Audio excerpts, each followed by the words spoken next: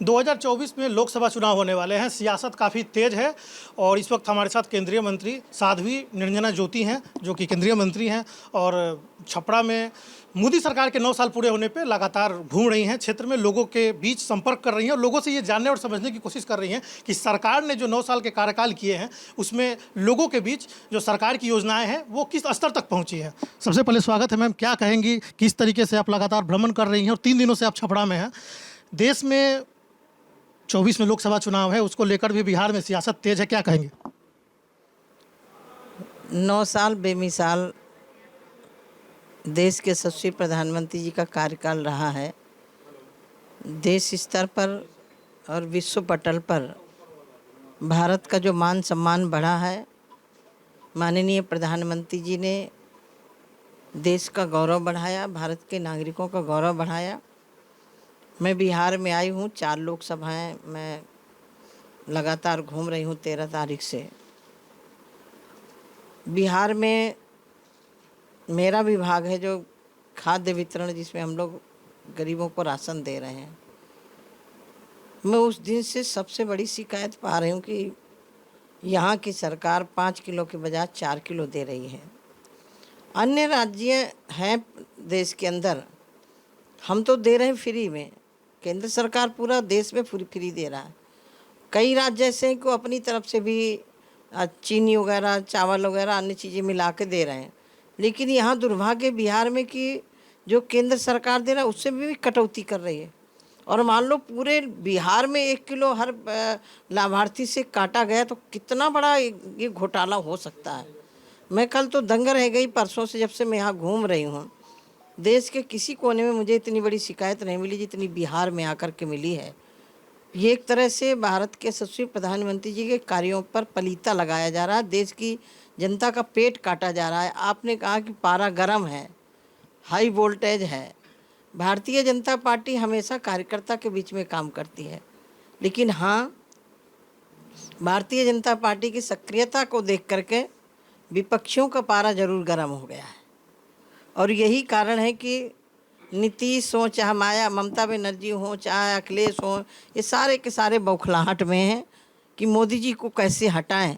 मोदी जी का मतलब देश की जनता के व्यवस्था में दखलंदाजी करना।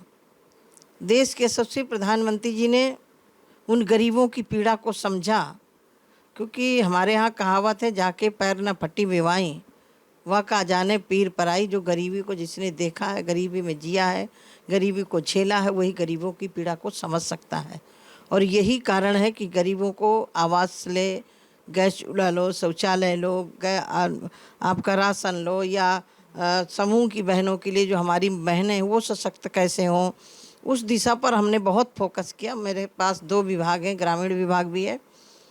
2014 के पहले सिर्फ 2 करोड़ की महिला, 2 करोड़ लगभग महिलाएं स्वयं सहायता समूह से जुड़ी थी और उनका भी ब्याज दर जो एनपीए जिसको बोलते हैं 10% के ऊपर था। 2014 के बाद से हमने स्वयं सहायता समूह की महिलाओं के लिए एक सरलतम, हर बैंक से उनको लोन मिल सके, उनको काम मिल सके और समय पर वो अपना रकम अदा कर सकें। और आप देखिए कि 2014 के पहले 10% उनके ऊपर एनपीए था, आज 1% से भी कम रह गया घट करके। तो वही संसाधन है, वही सब कुछ है। बदला क्या है? माननीय प्रधानमंत्री जी के काम करने की नीति और नीयत बदली है, इसी कारण से देश का विकास हो रहा है। नीतीश कुमार विपक्ष को एकत्रित करने की कोशिश कर रहे हैं, विपक्षी एकता की बात कर रहे हैं, देश के विभिन्न राज्यों के मुख्यमंत्री से मिल रहे हैं। 23 को बड़ी बैठक पटना में विपक्ष की होने वाली है। मोदी के रथ को नीतीश रोकने की पूरी कोशिश कर रहे हैं, क्या लगता है आपको, रोक पाएंगे? यहाँ रथ रोकने की आदत है। लालू यादव ने भी आडवाणी जी का रथ रोका था और ये कहा था कि भारतीय जनता पार्टी कभी सत्ता में नहीं आ सकती। भारतीय जनता पार्टी का रथ जनता के बल पर रथ चल रहा है, जनता के लिए काम कर रहे हैं, इसलिए भारतीय जनता पार्टी के रथ को रोकने की हिम्मत नहीं है। स्वयं में अपने आप में कभी सरकार नहीं बना पाए हैं, वो प्रधानमंत्री बनने के ख्वाब देख रहे हैं। और मैं आपके माध्यम से नीतीश बाबू जी से कहना चाहती हूँ, आप अपने आप को बहुत साफ़ सुथरा जनता के बीच में पेश करते हो, ईमानदारी से काम करने वाला हो, तो मैं पूछना चाहती हूँ कि आपके नाक के नीचे गरीबों के राशन में कटौती क्यों हो रही है? 5 किलो की बजाय 4 किलो क्यों दिया जा रहा है? यदि आपके सरकार के नुमाइंदे इसमें संलिप्त नहीं हैं तो फिर क्यों हो रहा है? मैं सवाल कर रही हूँ, इसका पहले जवाब दे दें। जो अपने प्रदेश में गरीबों का पेट काट रहे हैं, अब देश में पहुँचेंगे तो क्या करेंगे? तो मैं तो इतना ही कहती हूँ कि देश की जनता मोदी जी के साथ गठबंधन कर चुकी है। इनका गठबंधन, इनका मोर्चा, जंग लगेगी, कोई सरकार नहीं बना पाएगा, बनेगी सरकार भाजपा की। नीतीश कुमार कह रहे हैं लोकसभा चुनाव समय से पहले होने की बात बार बार कह रहे हैं कि समय से पहले लोकसभा चुनाव हो सकती है। बिहार के तमाम नेताओं को ये कह रहे हैं कि भाई जो भी योजनाएं हैं उसको आप लोग जल्दी धरातल पे उतारें कि चुनाव समय से पहले भी हो सकता है। ये मुझे लग रहा है कि नीतीश बाबू कहीं गलत सपना तो नहीं देख लिया है। हम अभी काम कर रहे हैं, जनता के बीच में जा रहे हैं, जनता के लिए काम कर रहे हैं, जनता से जानकारी भी ले रहे हैं कि आपको पूरा लाभ मिल रहा है कि नहीं मिल रहा है। नीतीश का उदाहरण है कि कभी भी इनकी पूर्ण बहुमत की सरकार अकेले नहीं आई है। जब भी आए हैं बैसाखी के बल पर आए हैं, जब भी आए हैं दूसरे के बल पर आए हैं। तो ये प्रधानमंत्री कैसे बन पाएंगे? मेरा एक ही सवाल है, आवास में पैसा, शौचालय जो गरीबों को मिलना चाहिए नहीं मिला, राशन में घोटाला। जब प्रदेश को नहीं संभाल पा रहे हो तो देश को कैसे संभालोगे? वो तो ये भी कह रहे हैं कि मुझे प्रधानमंत्री बनना नहीं है, मुझे है कि विपक्ष को एक साथ खड़ा करें, सभी को एकजुट करें। कोई नई बात थोड़ी है। 14 में भी तो इकट्ठे थे। 14 में आरजेडी और नीतीश कुमार लड़े थे, 2 सांसद पहुंचे थे अकेले। ये तो मोदी जी का धन्यवाद दीजिए कि 19 में गठबंधन करके लड़े तो ज़्यादा सांसद पहुंच गए। तो बने ना बने, लेकिन कुछ भी नहीं होने वाला है। इस बार काफ़ी जोर शोर से लगे हुए हैं कि विपक्ष को एक साथ करके 23 को एक बड़ी बैठक भी पटना में होने वाली, तो उसको क्या लगता है उससे बीजेपी पे कितना इसका असर कुछ पड़ेगा क्या? नहीं पड़ रहा, क्योंकि हमारा कार्यकर्ता बूथ में खड़े होकर काम कर रहा है।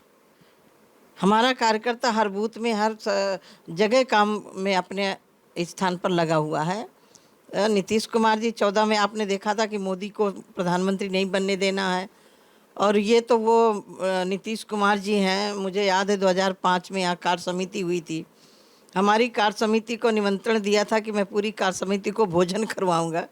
निमंत्रण दे के जो आदमी मुकर जाए तो उससे उम्मीद क्या की जा सकती है? कभी घर आए मेहमान को कभी कोई अपमानित नहीं करता है। तो नीतीश कुमार की वजन नहीं है, कोई वजह बात में कायम नहीं रहते हैं, इसीलिए उनको दल बदलू बोला जाता है। कब पलटू राम बोला जाता है, कब पलट जाए कोई भरोसा नहीं है। तो चर्चा ये भी है कि पलटू राम फिर से पलटी भी मार सकता है, इस बात की भी चर्चा चल रही है। हमारे यहाँ नहीं, अब कोई गुंजाइश नहीं है। आज माननीय अमित शाह जी ने सीधे कह दिया, कोई गुंजाइश नहीं है। कहा यह जा रहा है कि हरिवंश जो राज्यसभा के चेयरमैन हैं, उनके जरिए नीतीश कुमार ने एक रास्ता खोले रखा है बीजेपी से बातचीत का। हरिवंश राज जी एक संवैधानिक पद पर हैं, राज्यसभा के उपसभापति हैं। वो कोई किसी दल के व्यक्ति नहीं होते हैं, चेयर होती है, चेयर के उपसभापति चुने गए हैं।